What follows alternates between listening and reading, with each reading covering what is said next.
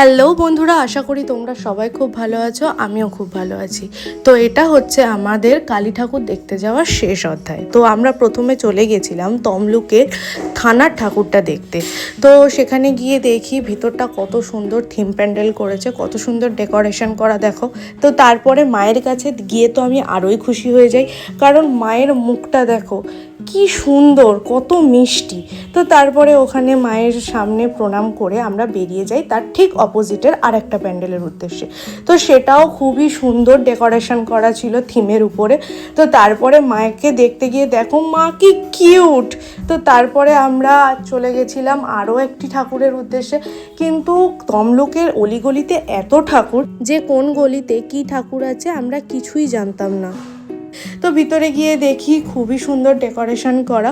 তো তারপরে মাকে প্রণাম করে আমরা চলে যাই আর একটা ঠাকুরের উদ্দেশ্যে, কিন্তু সেখানে গিয়ে তো আমি পুরোই অবাক, কারণ ভিতরটা ছিল পুরোপুরি হ্যান্ডক্রাফটের উপরে।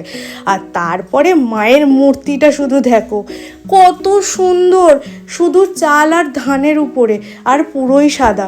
তোমরা কি এর আগে কেউ কখনো সাদা কালী দেখেছো? যদি কালী মাকে এরকম সাদা রূপে কোনো দিন দেখে থাকো তো আমাকে অবশ্যই জানিও। তারপর ওখান থেকে বেরিয়ে আমরা গেছিলাম একটা সোসাইটির পুজোতে। সেখানটায় গিয়ে দেখি পুরোপুরি ডেকোরেশনটা ছিল টিনের উপরে, টিনের ফুল পাতা দিয়ে। কিন্তু দুঃখের বিষয় আমরা মায়ের কাছাকাছি যেতে পারিনি, কারণ ওইখানে তখন চলছিল বিসর্জনের নাচ।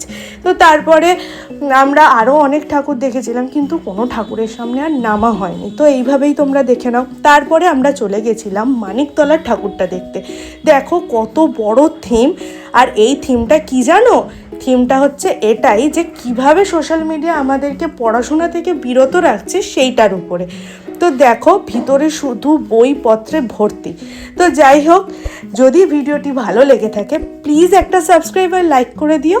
তো দেখা হচ্ছে পরের ভিডিওতে।